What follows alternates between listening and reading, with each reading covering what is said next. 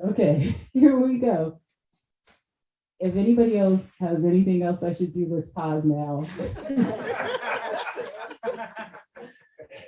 Yeah, I'm not quite sure why that popped up all of a sudden. Lisa, my friend, is a Zoom wizard, so that's why I'm deferring to her Zoom skills here. So just briefly, he was named Jack because of his, I don't know if he was good or not, boxing skills. And that was in honor of the great boxer Jack Johnson. When I was growing up, one of the reasons we were able to get HBO at the time was because Friday Night Fights came on HBO. And I think that's how we negotiated that with my mother.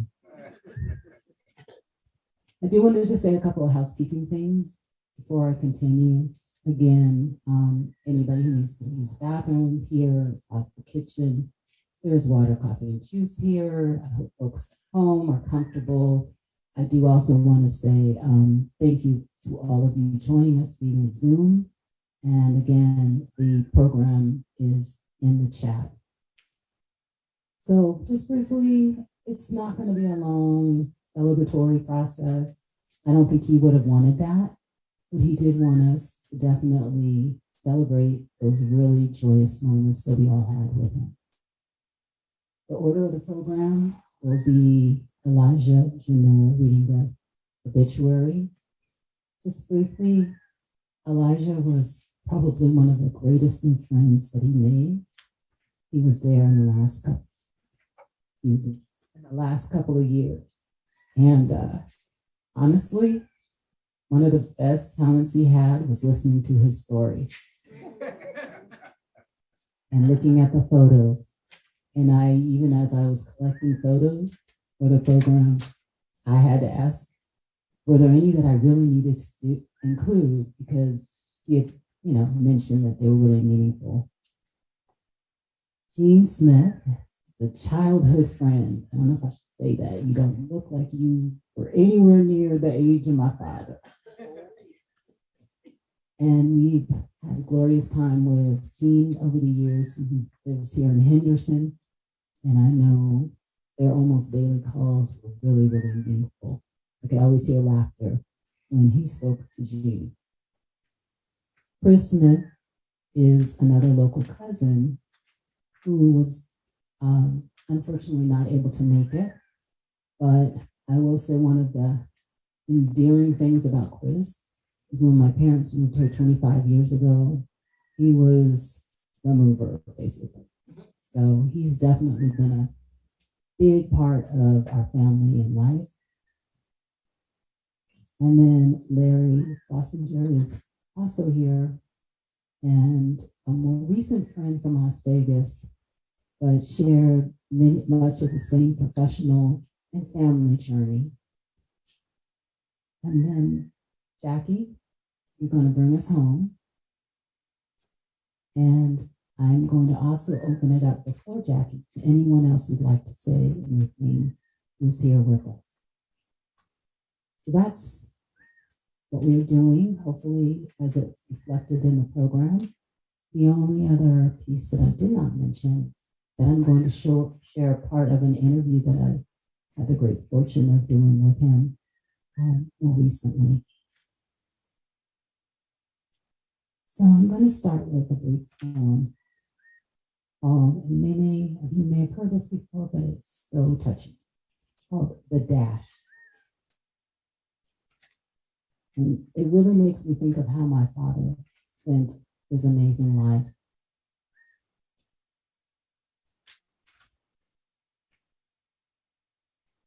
I read of a man who stood to speak at the funeral of a friend. He referred to the dates on the tombstone from the beginning to the end. He noted that first came the date of birth and spoke the following date with tears. But he said what mattered most of all was the dash between those years. For that dash represents all the time that they spent alive on earth.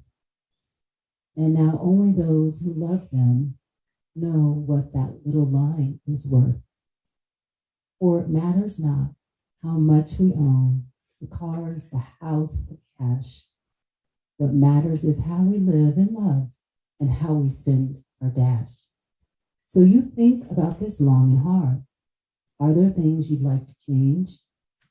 Or you never know how much time is left that can still be rearranged.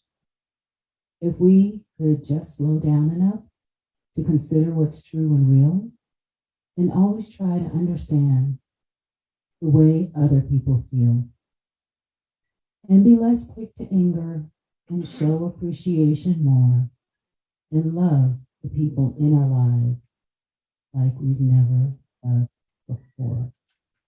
That was by Linda Ellis. So thinking about my father's dash, he was big, he was imposing, but he walked softly. My childhood friends were scared of him. To this day, they mention when he would come into the room, there was nothing about anything he did, but he was a very big man. And walk softly. They would kind of straighten up and make sure we were doing things right. He was kind, he was generous, he was warm-hearted, he was committed. When I say committed, I mean to himself, to his family, to his friends, to the community. He had a dry wit, a little bit of sarcasm sometimes would catch you off guard. He was very, very, very observant. I say this for kindness, but sometimes when he noticed the things like the pimples on the face, you just didn't need him to be that observant. He had an amazing memory. When I say amazing, he could name people from high school that he spoke to, or he could name events in the first years of his life with great detail. He could also make you remember the story. And he would be pretty adamant, oh, I thought you remember, right? Because he didn't realize that he had a superpower. And this superpower has been passed down a little bit to my sister, and I appreciate that because I've got my mother's genes with memory. There's a lot that, yeah. He was one to always be learning. And I mean that in a number of ways. Some of you may or may not know that he got a license as a general contractor. And he did that when I was a child. So I remember him going to school. He was a big advocate for his kids in education. And he supported my mother in her education. And even a previous wife and hers. He also continued, even up to the end, to be highly focused on, what do we call it, political commentary on TV. My father loved sports. He was one of those, he wouldn't watch ping pong game, perhaps, but he definitely liked women's basketball, which is not necessarily something you think of when people say a man's sport. He wasn't into golf, but I've seen him watch some fishing on TV. So he followed the games, and when I say the games, his name is season. I know as a child, he took my sister and I, while we were living in the Bay Area, to both A's games and Giants. He was a big 49er fan. Not quite sure where he falls on the Raiders at this point. But I do say that he really genuinely enjoyed sports. And with that memory, he could remember stats like the pros. One of the beautiful gifts that he shared with Elijah is the game. That was the deconstruction of primarily basketball, but I know you ended up watching some other games in there too. And he would remember the names of people. And we're talking college on up. He was genuinely interested in people. And I think that's why he has such a wonderful, wonderful memory. He was a teacher. He was community-minded in his union work. He was a family man. One of the things I know that my sister can testify to are some of the trips with him on the weekends. She just co-signed there. One of the best trips is one of the clients, or several of his clients that he had around the state of California. So he did commercial air conditioning and refrigeration, but one of his clients did the large manufacturing of fruit. So one of the things that we always got every summer are big bags, commercial sized bags of fruit. And I just recall, and I'm sure Jackie does too, some of those Saturdays where they needed him to check something because he was on call a lot. But he would put one of us or both of us in the truck and we'd roll up there and come back with a ton of fruit.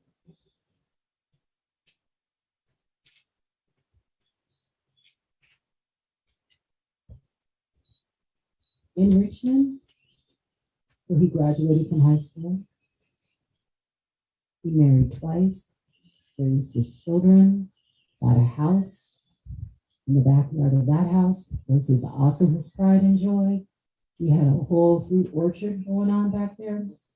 We had pears, plums, apricots, grapes, apples, and according to my sister who swears she picked more, I probably left something out, and you will let me know. We were a whole family production with my mother canning and making jam. But one of the things that did is it raised the bar on what we feel is good fruit. All of us have very high standards. There was a lot of grass in the back. I say that as a person with severe allergies. There was a lot, but it was a glorious lawn in the back, as was in the front. He worked very hard, often 70 hours a week. He taught at his union, and he also taught at the community college. He taught apprenticeship, so he was definitely one to pay it forward. And he was a union leader at a time when Black men weren't even allowed in the union. He met my mom through friends. I don't hear much about that, but I know it seems to have worked. He also helped to raise his younger sister, my Aunt Judy, who they lost their mom to cancer when she was very, very young. One of the beautiful things about my mom is to the very end, he would say, well, in my words, that she made him step up his game a lot. One thing that he always said to my sister and I was that when he met my mother, she was a saver. She was very good with money and finances, and he deferred to her. He also, I think, increased his traveling because of my mother. They became cruisers early in the game. And with that, he had to learn to dance. My mother, the dancer, I'm sure was very insistent on that. I remember the kitchen remodel. I don't even know where they fell in that, but I'm sure that it's a testament that they were still married, that worked out. It was the kitchen, the bathroom. I feel like it was the whole house. We had nowhere to be able to be in. He loved food, especially sweets. He adopted a vegan love of food and would ask for certain dishes that I really appreciated. Along the way, he had a couple of hobbies. One was that he was a hunter in the early years, and then switched to photography, nature photography, which is why I have the camera here on the table honoring one of his passions. When he moved here to Las Vegas, he continued teaching for the union. He also continued consulting, and he continued his love of photography. One of the last things he did over the last few years was join and get active in photography club here in Sun City where my parents live. My mother, who is a great volunteer person, got him to volunteer. One of her endeavors, she did a lot, but him to also volunteer in monitoring in the computer room. So he's been pretty active up until the last few years. I also want to say one of the things that brought him joy here in Las Vegas was when they first moved here. My parents were members of Westminster Presbyterian Church, and he was pretty engaged with the church. That's just a little bit of who my father was. Again, he was funny, he was loving, he was kind, he was very, very generous. And he's here with us forever.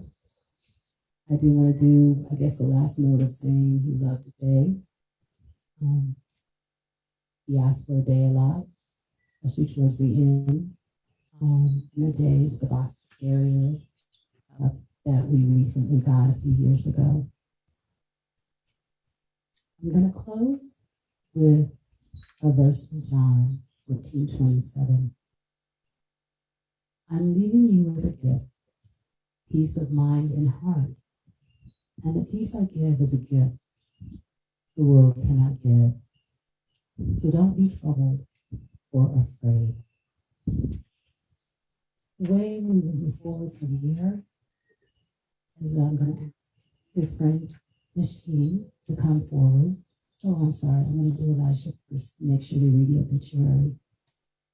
And then following that, I'm going to ask Miss Jean to come forward and share her thoughts on my father, Vern Taylor, or Jack, I know many of you call him. And then, since Chris is not going to be here, we'll move forward to Larry. And following Larry, I will do a brief intro of the interview clip that I will share. And then Jackie will bring us home. With that, Elijah, you want to come forward?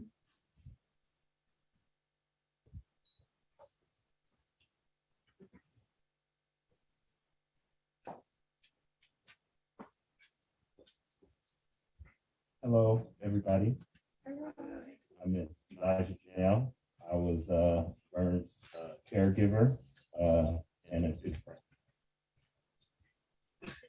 friend. Started off with Vernon Jack Taylor passed away peacefully in hospital hospice March 30, 2022. Following several bouts of pneumonia due to industrial exposure, COPD, and a battle with Alzheimer's disease. He was born May 12, 1932 in Carthage, Arkansas, and moved to Richmond, California, when he was 11, where he graduated from Richmond High School in 1950. He lived in Richmond for 53 years, where he eventually attended Contra Costa College and the United Association of Plumbers, Pipe Fitters, and Service Technician Union instructor training program. In his early 20s, he worked at the U.S. Mare Island Naval Shipyard in Vallejo, California, building nuclear submarines. At Mare Island, he was a member of the 21ers, a group of Black men who filed a historic racial discrimination complaint which helped influence the 1964 U.S. Civil Rights Act. Vernon went on to work for ComAir for 31 years, where he repaired large commercial air conditioners and refrigeration systems across the state of California.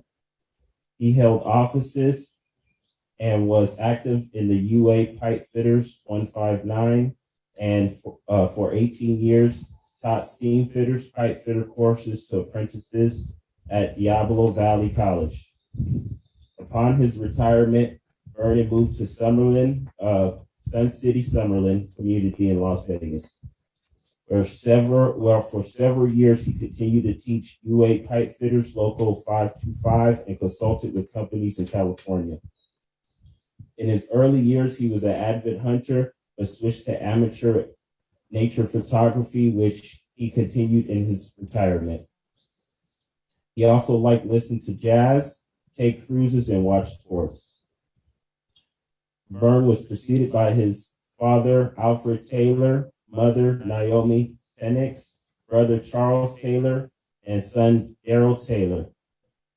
He's survived by his wife of 56 years, Mildred, along with his daughters, Jackie Taylor, Valerie Taylor, Consuelo Taylor, sister Judith Darden, brother Alvin Taylor, and several grandchildren, great-grandchildren, nieces, nephews, and grand dog, Ade Salam.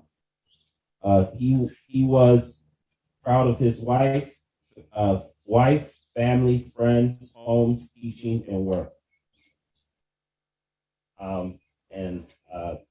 I would like to finish off by saying, Vern, I worked for Vern for about 2 years, becoming a really good friend of mine, and I really appreciate it. Thank you.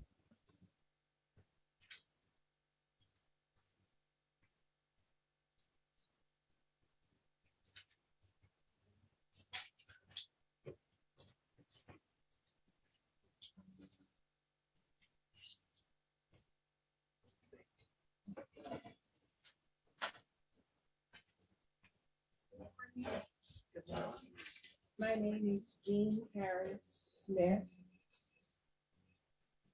and I emphasize Harris because Jack was my friend and a friend of my whole family, my entire family for 70 plus years.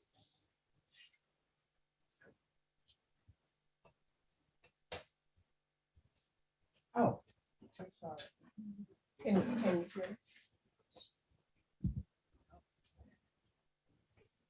Oh, can you hear me? Okay, I'm sorry. Okay. Jack was a friend of my whole family, as I said, for over 70 years. My two brothers, I have three brothers. One is much younger than we were. But Jack went to classes with, or he worked with two of my brothers. My older brother used to like to see who could tell the tallest tales, he or Jack, especially of their younger life when they. My dad was fond of Jack too. I remember Jack telling me about a tool that my father had given him. It was a relic of some kind. And he had kept it for years, taking it, lugging it from one place to another until they got ready to move to Las Vegas. And he said that by that time he had accumulated so much stuff, there's just no room for this relic anymore. So he had to find a new home for it. He shared a birth date and year with one of my sisters. And he exchanged stock information with another one of my sisters. Jack was loved by my whole family. My older brother died just before Jack. Jack was the last of three in my family to pass on. I lost my son first, and all this was in this year. So I remember the last time I talked with Jack. He was such a good friend. I remember him. I will always remember him. When they moved here to Las Vegas, I could depend on Jack any time of the day or night. He gave me advice on where to go, what to do in the house whenever I needed it. If he couldn't help me, he always gave me the name, numbers of somebody who could.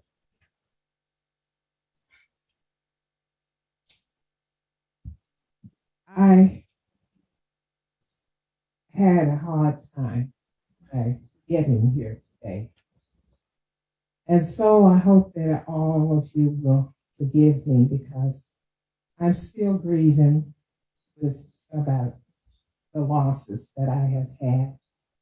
And although I don't want to make this about me, it is about Jack. He was a great friend. And I am here to say that I bring all the love from my family, the ones that are left, to the Taylor family today. I bring nothing but love and fond memories of the times that we spent. Because Millie and Jack, after they moved here and we were all retired, we did have time to spend some time together, and they were a good time. I will always remember him, and I know that those of us that are left in Richmond, I'm here, but those of us that are left in our family will never forget the times that we had. And those that have gone on, I know, have met him, welcomed him, and they too are having a good time. Thank you.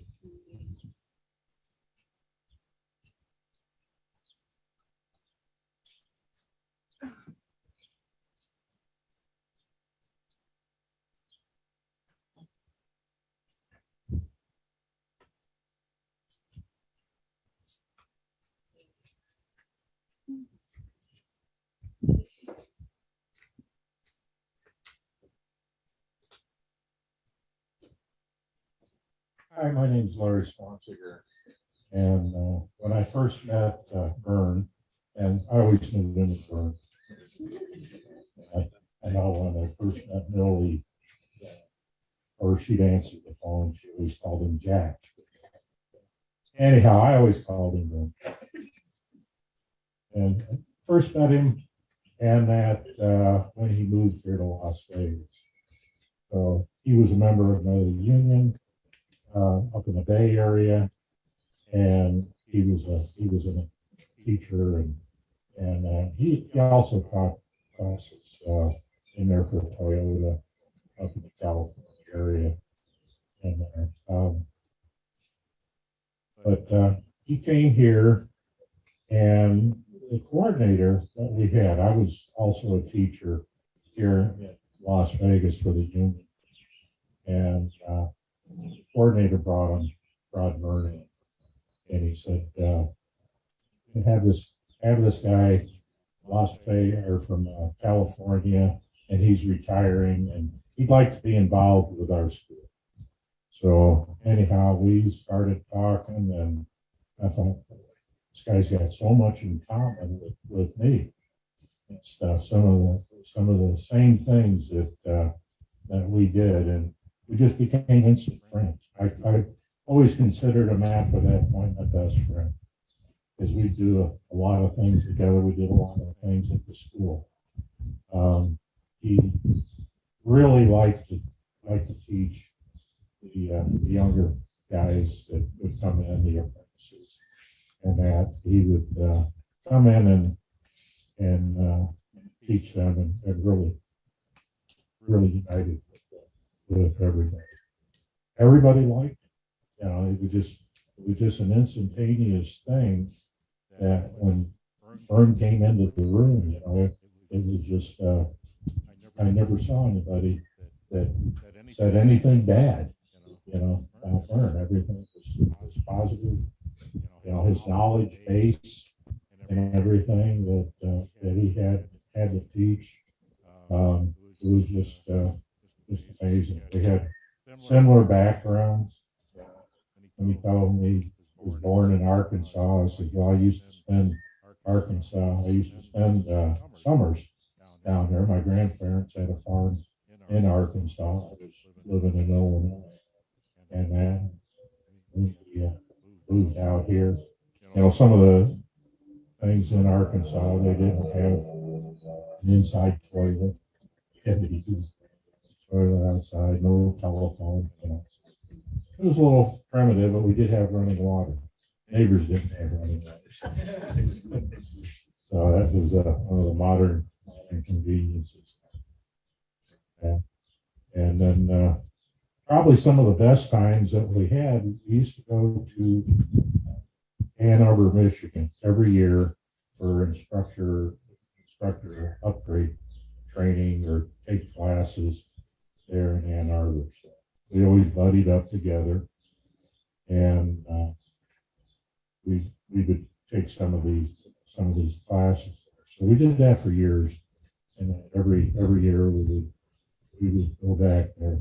Now Vern had already passed. You know, he was already a certified instructor. It took 5 years to get your certification when you went back to Ann Arbor.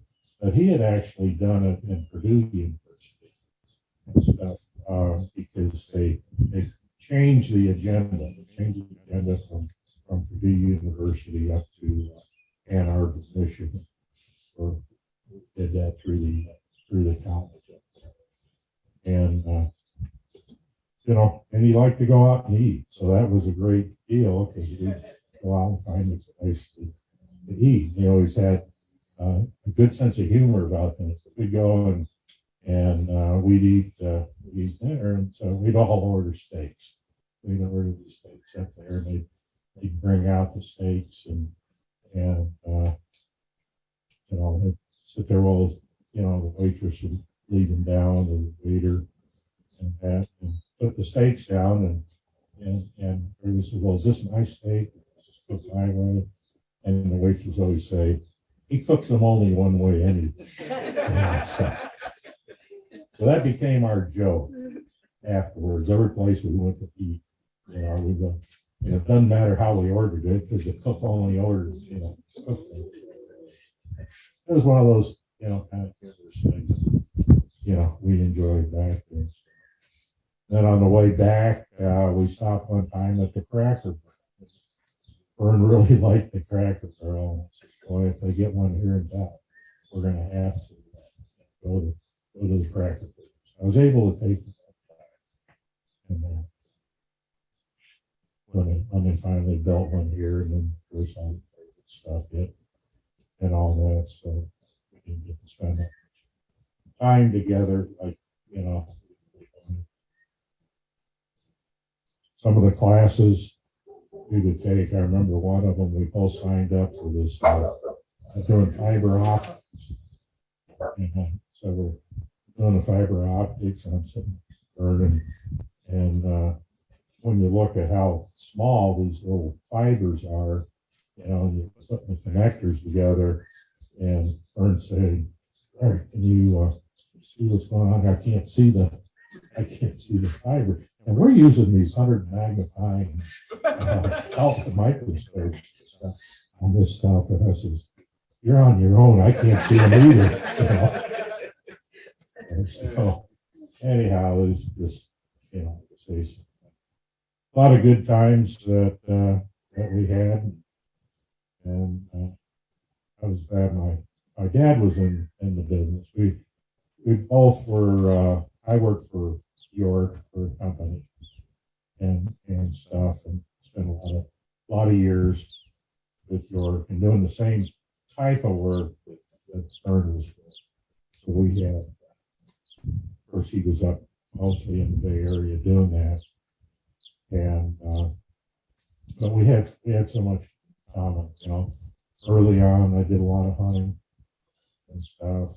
You know, we talked about our hunting experiences and stuff, and then we both switched to photography. I was always involved with photography. We had that in common too. There's so many things, you know. It was great to have Vern as a friend. Very humble and stuff. I remember we worked together and stuff, putting projects together. And I'd sit there, Vern, where'd you put that tool? He says, look high, look high. Sit there. Oh, he'd always lay it on top of a cabinet or something. Nobody else could find it. So we had a lot of great times. Projects. We worked together putting these trainers and stuff together down at the school. So we spent a lot of hours and stuff together doing that. I know that we had a lunch one time, and my dad happened to be here. My dad similar experiences and stuff. My dad worked for York also and did commercial. So anyhow, when they were sitting there and all of a sudden, instant, just talk.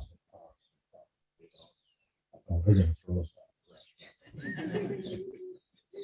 So, real happy about that. Such a humble man, quiet. Just a great friend. Fortunately, they didn't spend a lot of time with him this last couple of years, but everything really great.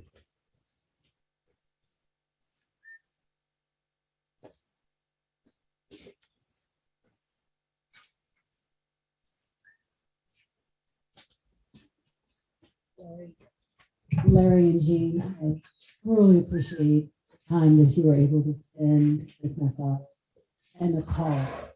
Sometimes it's hard to get to people, but the consistent calls, checking in, again, the laughter, I truly appreciate. Appreciate Elijah more than we can say. That's all I can say. He was a warrior. And I do want to just again thank everyone for being here. We're going to shift a little bit. About 3 years ago, I was asked if I wanted to participate in a project called StoryCorps. The StoryCorps is a nonprofit organization that captures the stories about people's lives. They have a whole huge project.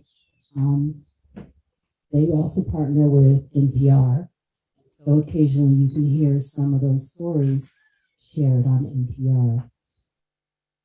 The story I chose was one that my father has shared, and I believe has shared in great detail with Elijah. And I know, Larry, you know some of the stories through my sister and my mother, but it is a story about him being a hero in some ways, along with his friends. I'm talking about Jean, the 21ers. So what I have asked my great tech friend, Johnny, to do is to play edited part of the interview.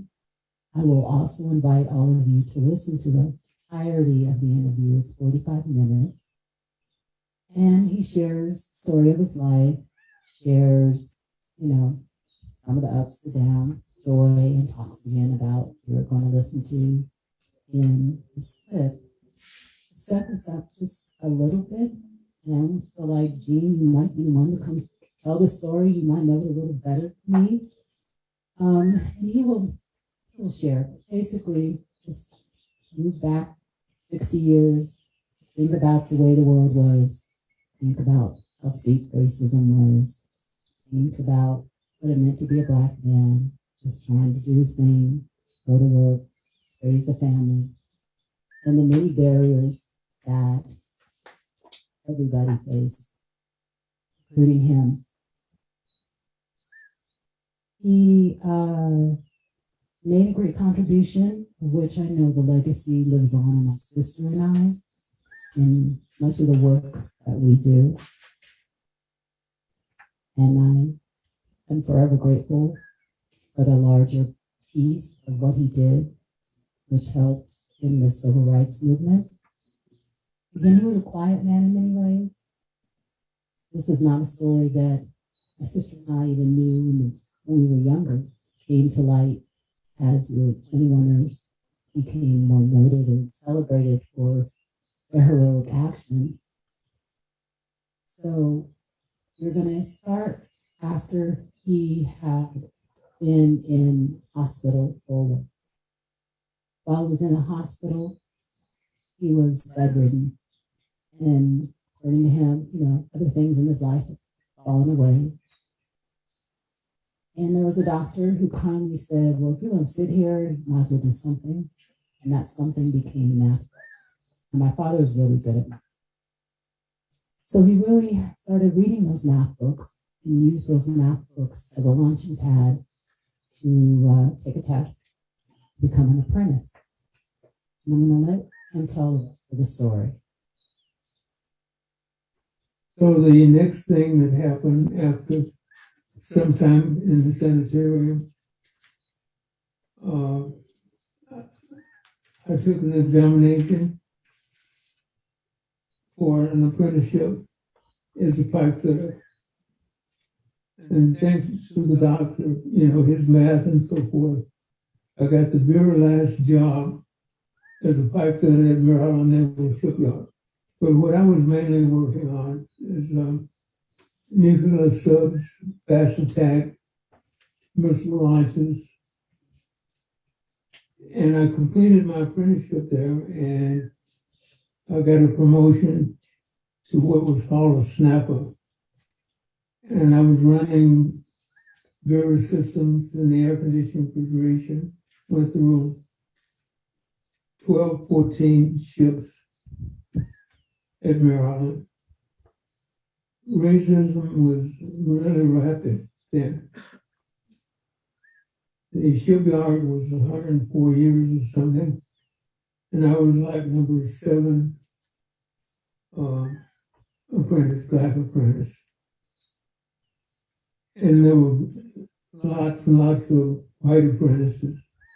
And I was just lucky to grab one. After working there and completing several ships, I could never get a promotion, even though I got all kind of recommendations. Even today, sometimes I show it to the family. And with my wife, she's a road driver there. She said, just quit. And when I went in to take an examination for a job that I wanted, after getting all of these pats on the back about doing the job well, when I went over to the interview, we'll say, someone else that knew nothing about the job got the job. I told my wife about it, and she told me to smart right on over to the office and quit. And I did. And the 21ers was a group of black fellows at Mare Island who were going through some of the same problems I was telling you about. And they were very, very vocal, jumping on the admiral and so forth. 2 or 3 of them got real promotions that they really deserved. But the prejudice still somewhat remained. Because there were 21 people assigned the necessary papers to go what was called a economic EEOC to file a complaint, and went to Congress. One thing I would like to add also, this is the time of President Kennedy. They sent me back to Pennsylvania because of something that he had signed to York, Pennsylvania, York International Company. You know, they make large air-conditioned refrigeration stuff, particularly seagoing stuff. So that was my real first big break, you know. But basically, the atmosphere was still the same. And I got lucky, mainly because of my wife. You know, I got out and went into unionism. I was the very first person into Local 159 in Contra Costa County. I don't have any way of verifying it. Local Union 159 from St. Curtis. Once I was in the union, well, to start off with the initiation night, they had all kinds of people. Of course, everybody was white. They filled the hall, and they were peeking through the window. So here I am standing there, supposed to hold your hand up. I'll be a good member and take an oath and looking at all these people standing around here. I mean, hundreds of them. You don't know if it's a lynching or what, you know. So anyway, it turned out very friendly. By the time everyone was kissing me and putting snuff down the side of my neck, I figured out they were friendly, you know. After getting in fairness to them, because of my training in the nuclear area and so forth, they spent a lot of money sending me back east for further training. And I taught there in Local 159, 7, 8 years. I mean, I have no way of guessing how many students I've had. If you figure over 20 years or so, 7, 8 people, you know, per class.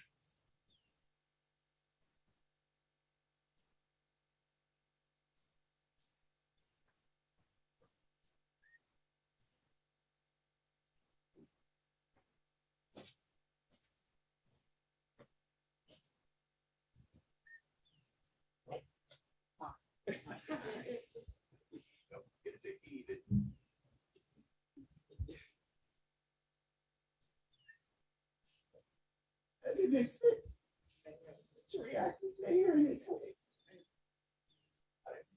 I was fine until I heard his voice. But I have some really fun stories to share. So that'll do it. Thanks everyone for coming. So we all have our own memories of my dad. So whether you knew him as Jack, Vern, Vernon,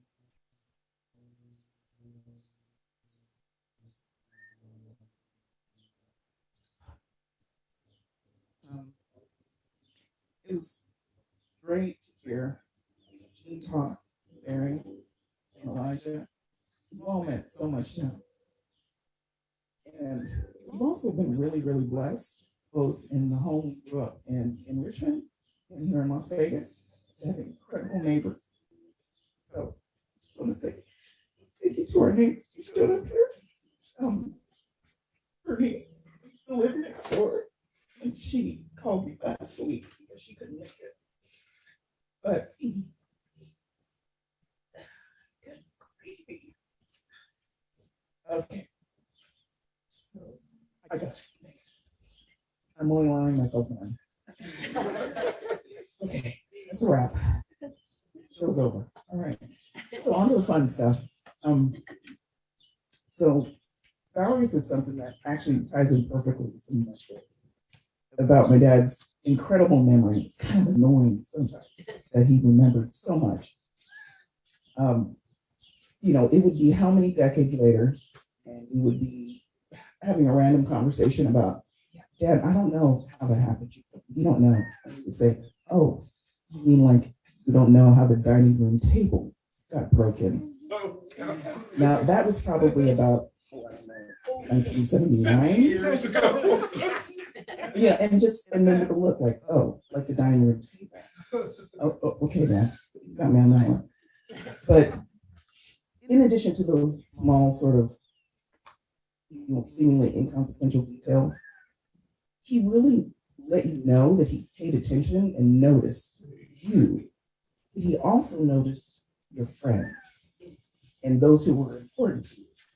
So Valerie and I are lucky enough to have friends from childhood, like 2 years old, 3 years old, 5 years old, and we're still good friends with them today. And even the friends we've made, in high school, college, and after, he let us know he saw them, he knew them, even if he only met them once or twice.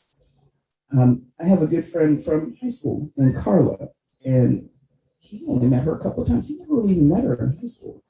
But she and her mom would drive here to Las Vegas to see fights, boxing fights, and something my dad loved.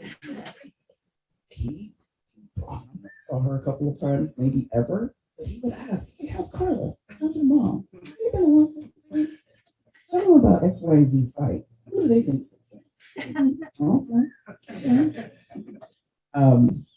He would ask about our childhood neighbors in our Richmond. That neighborhood was incredible. Everybody knew everybody. Everybody took care of everybody. I mean, I even had a party at the house one time. My parents were gone and the neighbors never told. Actually helped me clean up a little bit.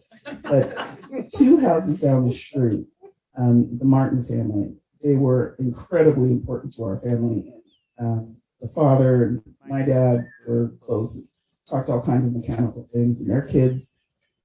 And Valerie and I were close, and he would ask about them as well. Even after he moved here, how are the kids? Like they have kids in college, but how are the kids doing? Tell them I say hi.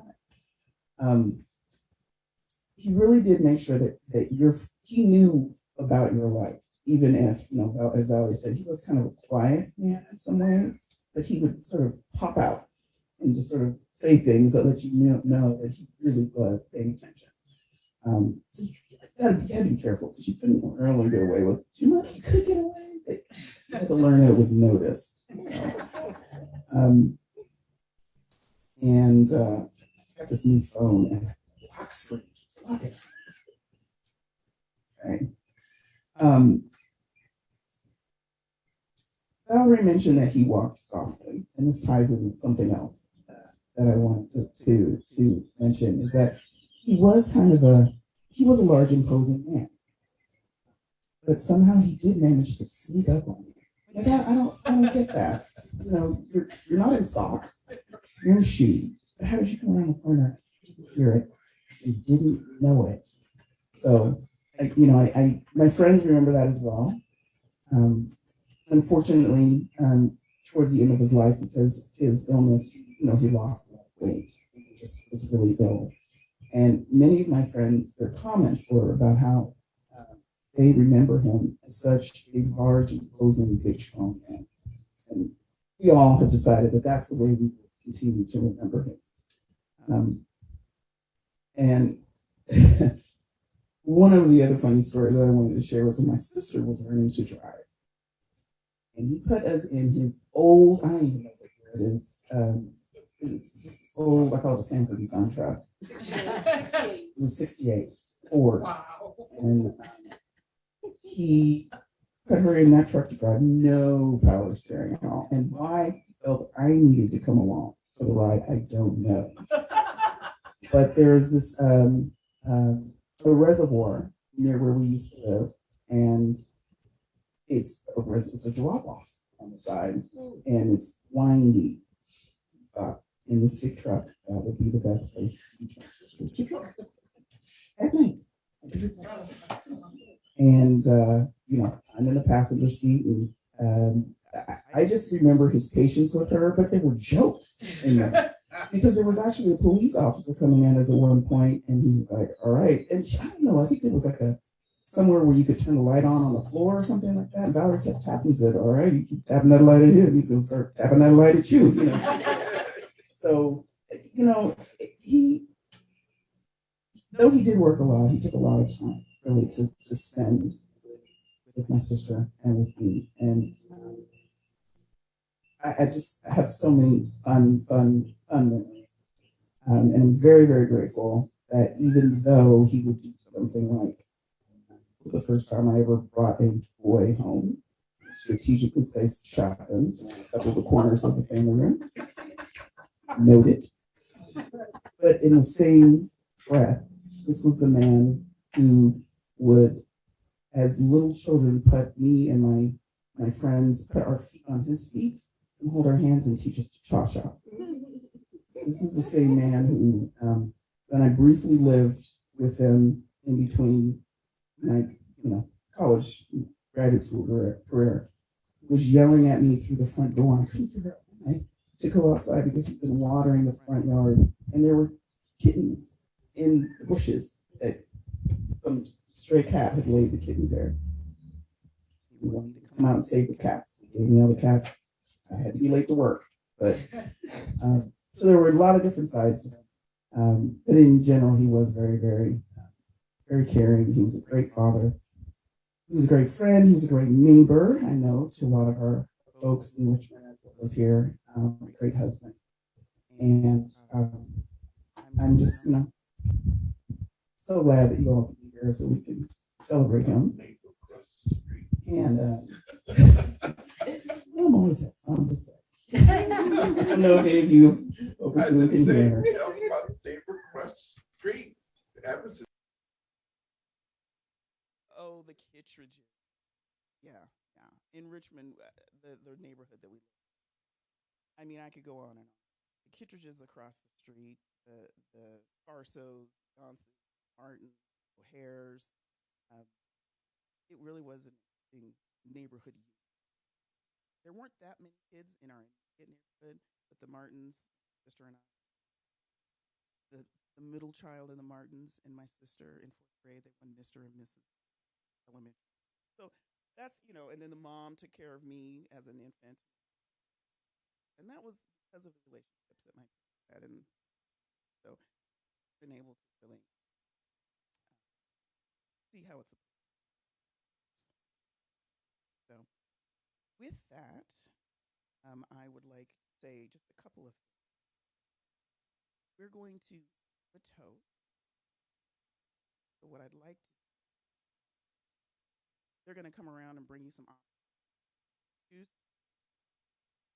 Champagne. Ralph across the street was enough to bring us champagne.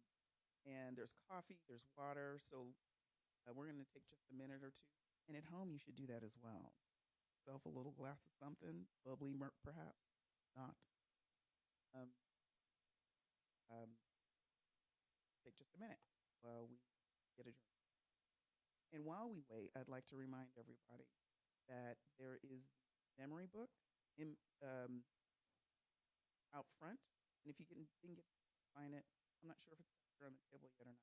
Be sure to bring it for us. And as soon as we're finished, bring out some pastries and fruit. Folks.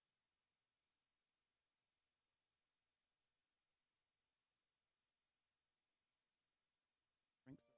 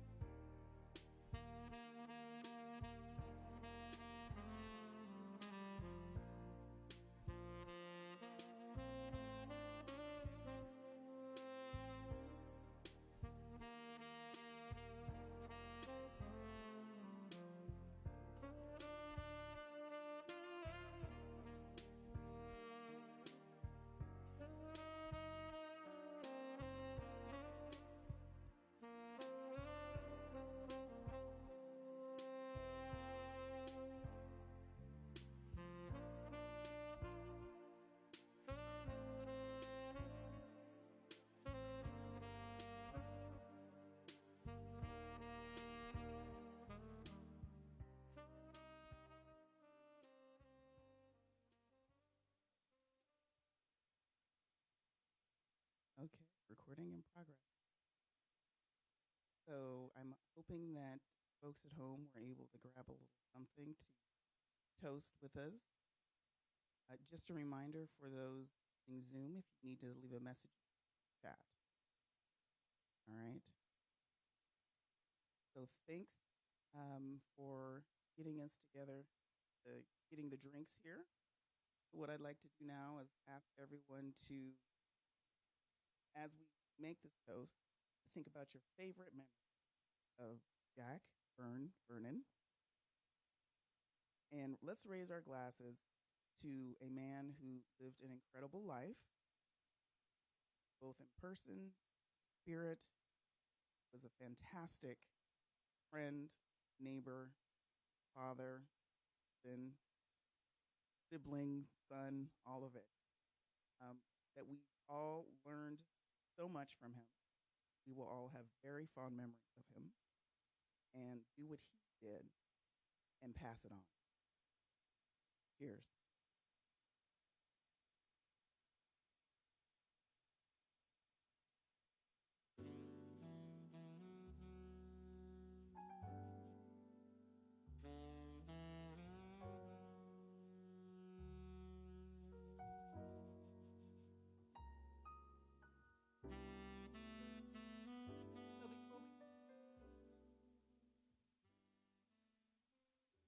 You awesome. And I want final words.